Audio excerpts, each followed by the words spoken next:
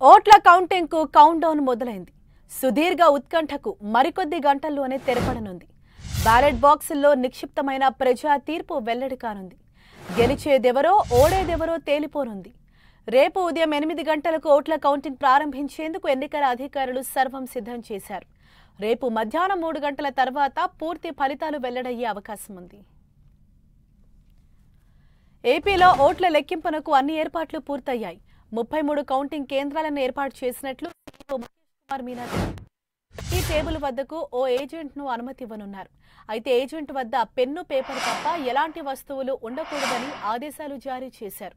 అన్ని జిల్లాల ఎన్నికల అధికారులతో ఓట్ల లెక్కింపు ఏర్పాట్లపై సమీక్షించారు. ఈవీఎంలను సీల్ చేసే విధానం, స్టాట్యుటరీ నివేదిక, రౌండ్ వైజ్ నివేదికలు పంపించేందుకు ప్రత్యేక బృందం ఏర్పాటుపై సూచనలు చేశారు.